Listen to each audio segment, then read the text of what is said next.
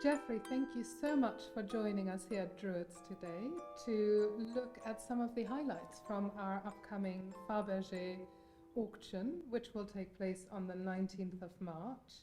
Obviously, you've dealt with Fabergé for most of your career. Almost all my life, because I started looking at these things when I was 19, and that was my first encounter with the Fabergé things. Wow. And I've been looking pretty well ever since. So you've got 61 lots of Fabergé, is that right? Yes, about 60 lots, and we've selected a few of our favourite pieces. Well, indeed, and the thing is, Fabergé was once described as the grandest gift shop in the world because people bought the things literally to give them away, which is an extraordinary concept, isn't it? That you have these luxurious objects just to please the recipient. And Bainbridge, who was Fabergé's London agent, said that the moment that the Fabergé box was opened, it gave a transference of joy and pleasure. And then it became almost redundant because these things went into showcases. And so there are some practical things from Fabergé, but it's not the primary function. The most obvious example of that is the taper stick. Well, so this is a beautiful little example in gold, silver gilt and guilloché enamel with a rock crystal drip tray. And it would have been used for a miniature candle, basically, a taper. Yes. But chances are it's never been used. No, it does not look like it has. Well, I'm pretty confident that it was never used. It's in absolutely pristine condition. And really it's a sort of joke object. I think it's sometimes said of one's friends that they're utterly charming and completely useless. So I think that's an example of that. Notionally a taper stick, but its function is to be beautiful and to convey immediate pleasure to the recipient. Toys for grown-ups, really, because it was for an elite. I mean, there's no question that the buyers and the recipients were the contemporary elite, not only in rank, but also with the ability to buy these things. And sometimes this caused problems, because if you wanted to give something to Queen Alexandra, you couldn't give her an object of intrinsic value, because the dread would be that she'd say she couldn't accept it, because although these things were enormously costly, they don't necessarily contain intrinsically valuable materials. Some do, as we can see by leaning over here and see. Yeah. So this is a beautiful piece of jewellery. While Fabergé obviously did these objets de fantaisie, they also produce beautiful jewellery, and this one is set with a yellow sapphire surrounded by diamonds and mounted, as typical for the period, in silver with gold backing. And Fabergé preferred using rose-cut diamonds rather than full-cut diamonds, I believe. And these are, in fact, set with roses, as they called them. Yes, indeed. And I think the reason that they are rose diamonds is that the focus of that jewel, and indeed another one we're going to talk about in a minute, is the colour and the return of light. And so what the diamonds do, they simply alert the viewer to the fact that something's going on in the centre of the composition. But this is a remarkable thing because it's an unusual sapphire, and I think a lot of people associate sapphires with the colour blue. That's a bit of a misdirection because sapphires occur in absolutely all manner of colours, green sapphires and golden sapphires like this, and when they're red, they're rubies, aren't they? And this one is quite an unusual colour as well, because it's not fully yellow, it's not orange, but it's sort of, as you say, golden colour, but it has the most beautiful light. It almost looks like a topaz. That's a very enviable and good one, but it brings us on to this one, doesn't it? Yeah, Tell us about that. That's quite a similar style as well. If we look at the two, they're both topped with a lovely ribbon bow above them, and then you have the centre stone surrounded by diamonds. In this case, we have a beautiful pear-shaped aquamarine, and it is that slightly greenish blue aquamarine that is more typical for Russian aquamarines, I would say. But they also have a hidden message, and you referred to the bow. Now that's kind of interesting in this regard. And the colour blue, since time immemorial, you see it in Gainsborough portraits with blue bows and this, that and the other. something borrowed, something blue. And then with a bow on the top is a true lover's knot. The harder it's pulled, the tighter it's drawn. So there are two messages here that are significant in this jewel. It's subliminal. But you found out a lot more about this, haven't you? So this pendant actually came to us. The vendor knew it was of Russian origin. It was left to her by her mother, who in turn had been gifted it by a friend who had escaped Russia at the age of 12 in 1917, 1918, having sewn the jewel into the hem of her dress. And that is how it survived when the October Revolution happened. So you didn't find any marks on this, but you found something else, didn't you? I did. We found an inventory number, and it is a scratched number just on the side of the gallery surrounding the aquamarine. And looking at it, I thought the lettering and the sequence of number looked a lot like Fabergé inventory numbers, which is when I called you. Well, that's right. And then I called somebody else. I've got to be fair about this. The remarkable thing about Fabergé is that the further we are from it, the more we know. Because after the revolution, Russia became quite quickly closed, and we didn't have the concept of going to inventory ledgers and illustrated record books. That was utterly impossible. So when I first encountered these inventory numbers when I was 19, I had no concept that we'd ever be able to backtrack. But we have, and you have found out via me and them, the most extraordinary provenance for it, isn't it? Exactly. So not only do we now know that it is Fabergé because it was entered into one of their ledgers, it was actually entered in the Imperial Cabinet ledger, indicating that it was given by the Imperial family as one of the many gifts they were giving. And it was listed as aquamarine and diamonds, and we even know how much was paid for it. Astonishing, isn't it? So it's all open cast archaeology, really, isn't it? I mean, no trowel, no dust, but it's hugely valuable and adds enormously to the interest in it, because it's probably the Tsar or Tsarina themselves who gave it. We know the woman who escaped with it. Her father was a doctor in St. Petersburg. Ah, there you are. So that might have been why he was given a gift Very by the much so. Imperial family. And I think there's also a concept, particularly from royal gifts. The royal touch seems to be something magical and subliminal. But of course, if you get given something, you have the royal touch and the object to remind you of it, of which this is a ravishing example. A Russian craftsmanship with a Russian gemstone. Yes. We have one other piece that is this the most extraordinary piece, which is exactly that pendant down there. Beautiful enameled flower basket. What was the most extraordinary part of the discovery is that it had not been bought as Fabergé when the collector bought it, but in the middle of our research, we stumbled across a drawing for a very close variant of that, which is absolutely extraordinary. And it's incontestable from that illustrated record book, which was one of the things that surfaced relatively recently, about 30 years ago. But the very odd thing is that your collector bought it not as Fabergé, and it is Fabergé. And also, again, amatory stuff going on there, roses and diamonds forever. So this is forever love. They're sacred to Venus, the rose. And so all of this was understood in 1900 by people because they had a classical education and they understood all of this. So what about this marvellous thing? So this is a parasol handle. Yes. In the early 20th century, I think women were much more conscious of not getting a suntan. Yes. Not exposing their beautiful pale skin to the sunlight and having it darkened. So parasols were quite fashionable. Necessity for women of high rank. And if you're going to carry a parasol around with you, the handle was often beautifully bejewelled and gem-set, and the epitome of that is getting one made by Fabergé. Indeed.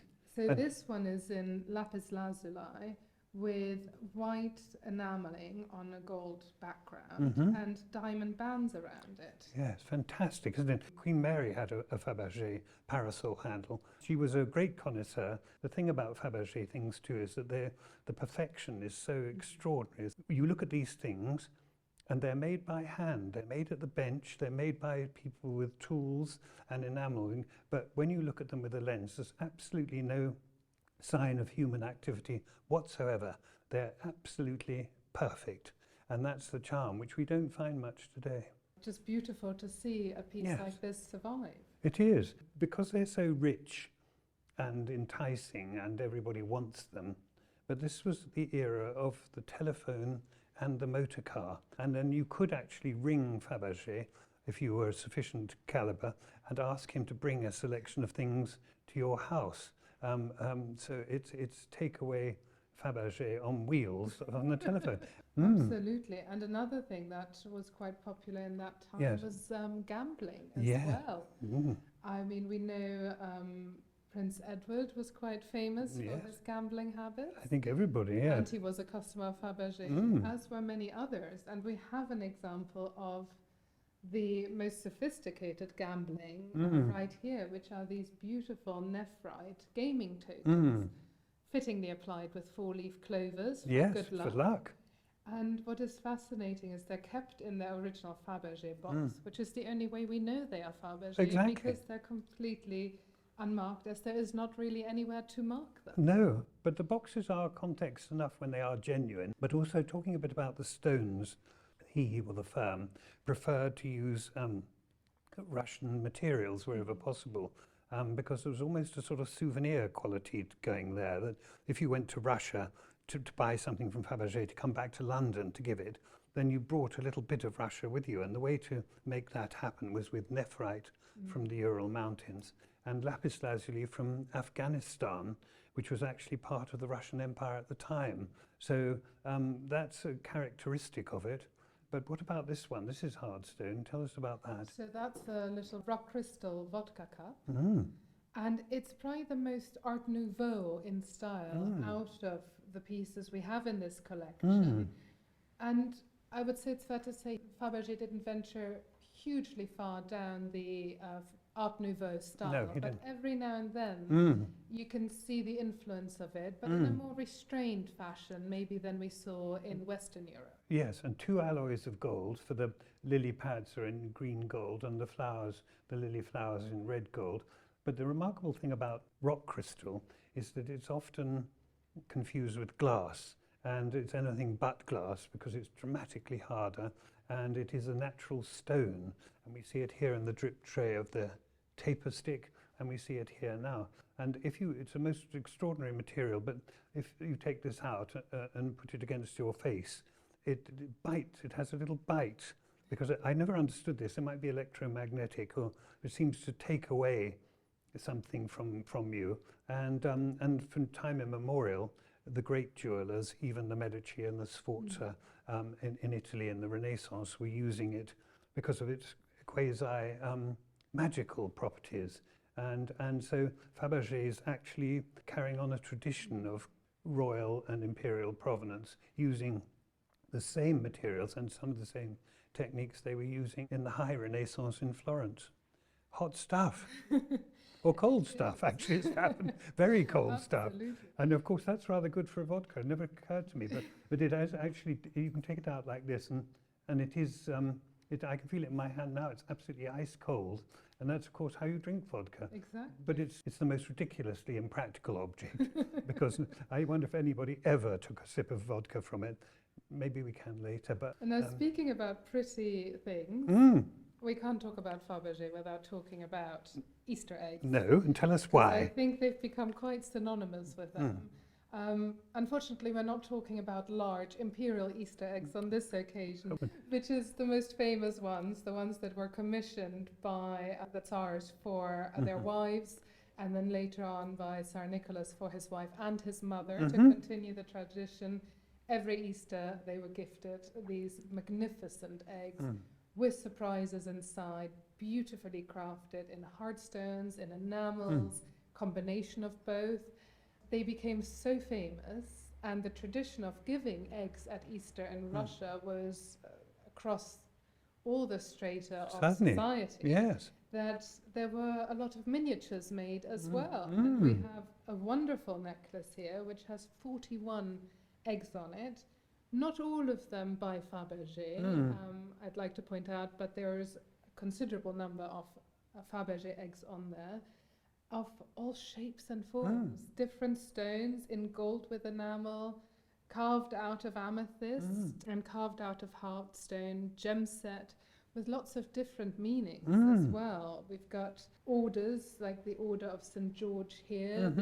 Again, the good luck, we have a ladybug, the symbolism of luck. And we also have a beautiful aventurine quartz one, which commemorates the Romanov tercentenary, having the dates 1613 and 1913 on the top, which Fantastic. was a hugely important year in the Romanov dynasty, celebrating 300 years in power, which is quite an achievement, as well as an egg relating to the royal yacht Pharos, with the anchor on the back and the naval flags.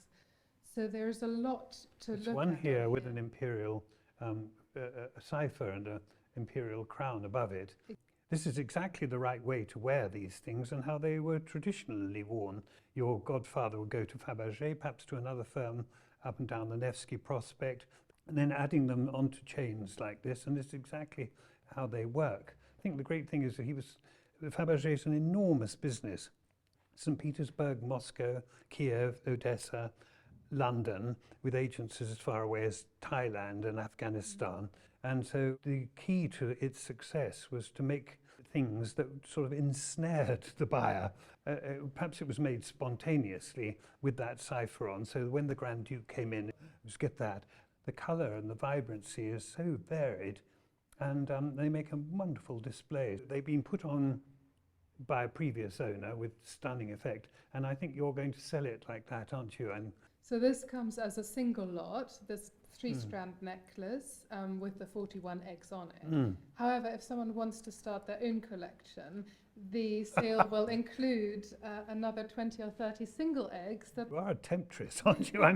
Nobody's going to be safe, nobody. But there are two things we haven't spoken about, which is in the front here. Now, this is one of my all-time favourites. It's like a little biscuit and very slim and very tactile, and it's curved to fit the pocket, and deservedly so, because it's a Vesta case, and the engineering is superb. You can't see the hinge, you can't feel the hinge, it stops exactly where you put it, and that's a sign of a good Fabergé thing. But hidden here is an important part, which is the striker, which is made of steel. So you take the Vestas out and strike them on here, and then light the Grand Duke cigarette beside you, and then close it, and it makes a noise a bit like a tiny Rolls-Royce door. It's so subtle and wonderful, and that it's red and green gold. That all sounds very, very sort of facile and easy, but it's anything but, because these stripes are different alloys of gold, the green with tin, and the red with copper. And there's only one way of doing this, and that's to solder them together before you make the box, which is absolutely awe-inspiring, really. And then they have to be soldered together without any sign of human activity whatsoever. And it's a miracle of craftsmanship. You get a sense of it more on the inside, because if there were any imperfections, they've been made matte. So you don't see any solder here, and you don't see it here because it's polished. And I want this thing. Thank you very much. So 100 years later, we're still in love with these pieces. Do you think that will continue? Well, it's hard to imagine they won't, isn't it? Because of all the things we pointed out, the craftsmanship, the colour, the tactile immediacy of them, and the sheer joy of them, I can't imagine an age where people didn't want that. I would agree entirely. God, well, I think that's done it. I think so. Well, yeah. Thank you so much it's for brilliant. joining us and looking at some of our highlights. Well, I think they are highlights, and they're dazzling. Yes, absolutely. Thank you.